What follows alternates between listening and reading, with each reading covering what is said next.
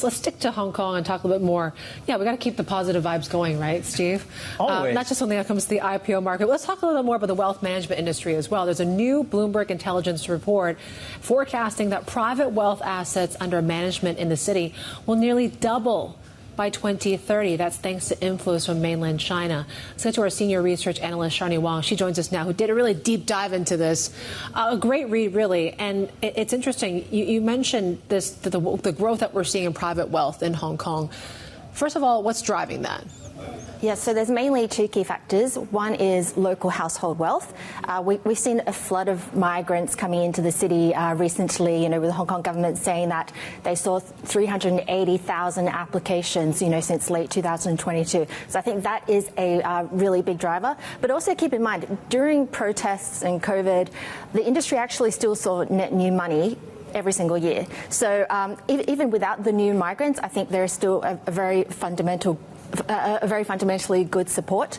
And then the other piece would be on the cross-border side. So that's mainly driven by mainland China. And, given that they're so underinvested overseas with the capital controls, where FPI, which is our foreign portfolio investments, it's only 6% of GDP. And that compares with 100% for countries like the UK and Japan. So there's just huge opportunity for Hong Kong to tap that.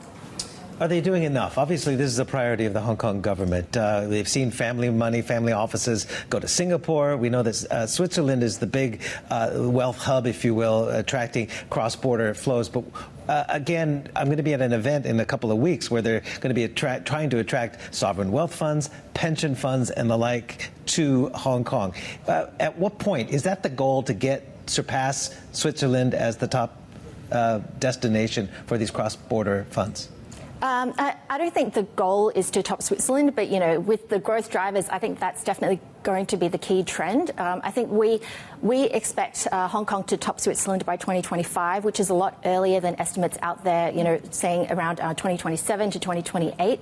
And the biggest driver is definitely mainland China, right? They've got the policy support where the regulators continue to expand the scope of the cross-border infrastructure like the Stock Connect, Wealth Connect. Also, the onshore property slump.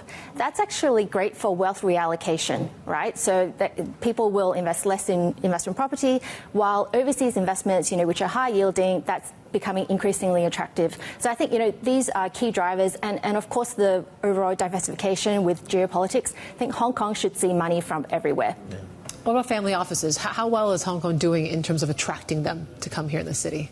Yeah, so Hong Kong has a lead over Singapore right now, with 2,700 single-family offices, where Singapore only has about 1,650. And I think going forward, Hong Kong could extend that lead because the MAS, which is the Singapore authority, they continue to clamp down after the money laundering scandal. And then also on tax concessions for large-size family offices, it's actually better in Hong Kong. So I think in the near term, Hong Kong could have that edge.